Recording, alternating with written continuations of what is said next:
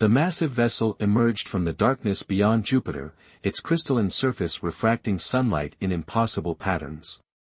Not one ship, but 30, each larger than the largest city on Earth. They moved with terrible precision, their formation perfect despite the vast distances between them. Admiral Marcus Rodriguez stood in the Global Defense Command Center beneath Mount Kilimanjaro, his dark eyes fixed on the holographic display showing the approaching fleet. At 62, he had spent 4 decades preparing for this moment, though few knew the true extent of those preparations.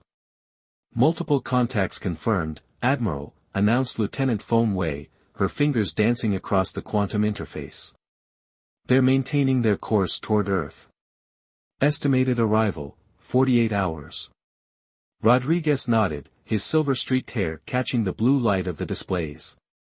Alert Dr. Patel. Tell her it's time. In her laboratory 20 levels below, Dr. Priya Patel was already aware. The quantum detection grid she had helped design was lighting up like a Christmas tree. At 45, she was the world's leading expert in reverse-engineered quantum technology, though officially she was just another researcher at a minor university in Mumbai. They're more advanced than we expected, she muttered, studying the energy signatures. But not as advanced as they think. The alien message arrived simultaneously on every electronic device on Earth, broadcasting in all known languages.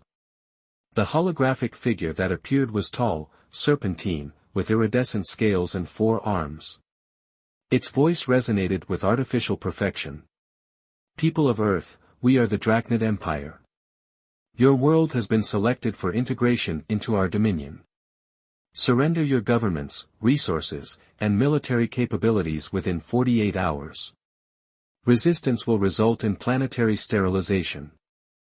This is our only communication. The United Earth Council convened within the hour.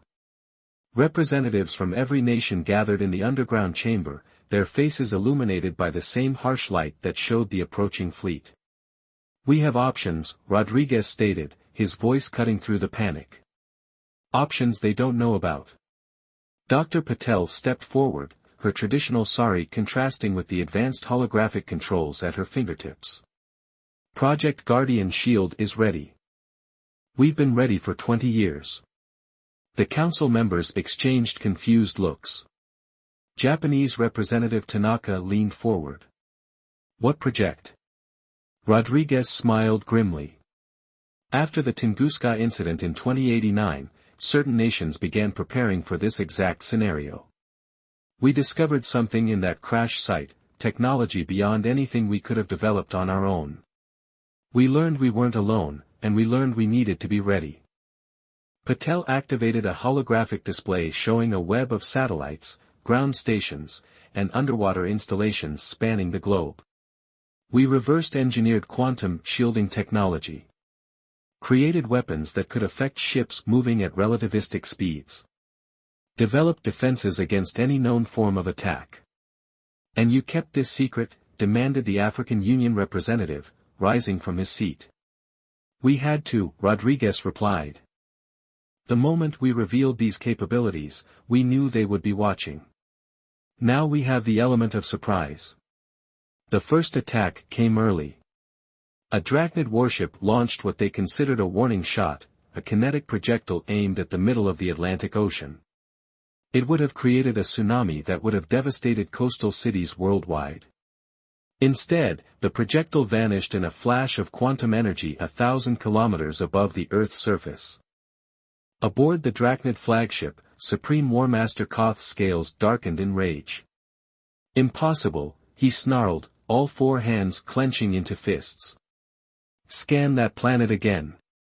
His science officer, Vex, worked frantically at the controls. My lord, they have quantum shielding. Advanced quantum shielding. Our scans were reflected.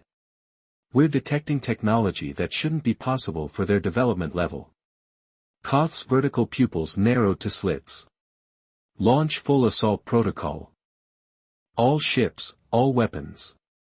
Sterilize this world before they dash.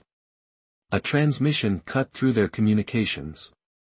Admiral Rodriguez's face appeared on every screen in the Drachnid fleet. This is Admiral Marcus Rodriguez of the United Earth Defense Force. Your attack has failed. We've been preparing for this moment for decades. You have 1 hour to retreat beyond the orbit of Jupiter. After that, we will consider your presence an act of war and respond accordingly. This is your only warning.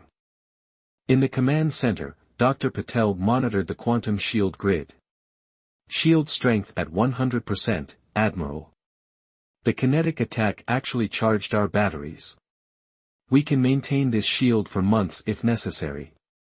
Rodriguez nodded, watching the alien fleet on the display. They won't retreat. You saw their psychology profiles. They'll attack. Good, Patel replied, her fingers moving across the controls. Because I've spent 20 years wanting to test these weapons in actual combat. The Drachnid fleet hung against the star-filled backdrop of space, their crystalline ships glinting in the sunlight.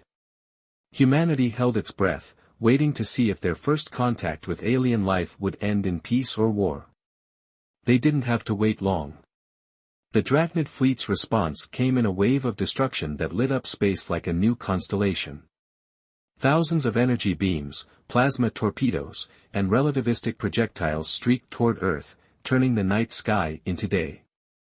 Citizens worldwide watched in terror as what looked like certain doom approached their planet. In the command center, Dr. Patel's hands flew across the quantum interface. Multiple attacks detected. Analyzing attack patterns. Shield grid responding automatically. Her voice remained steady, though sweat beaded on her forehead. Admiral, they're targeting major population centers and military installations. Rodriguez studied the tactical display, his expression grim. How's the shield holding? Better than expected, Patel replied, a hint of pride in her voice. The quantum matrix is absorbing their energy weapons and converting them to power. Kinetic impacts are being deflected into subspace. Shield strength actually increasing to 120%. The Drachnid weapons disappeared one by one as they struck Earth's invisible defense barrier. Each impact added to the shield strength rather than depleting it, a feature Dr. Patel had discovered by accident during testing. Lieutenant Feng's voice cut through the tension. Admiral, detecting power buildup in the Drachnid fleet. They're preparing something bigger. Show me, Rodriguez ordered. The holographic display zoomed in on the alien flagship. Energy readings were off the scale as it reconfigured, its crystalline surface flowing like liquid metal until the entire ship resembled a massive weapon. They're combining their ship's power, Patel announced, her eyes widening. Energy readings suggest they could crack a small moon with that weapon. Rodriguez straightened his uniform.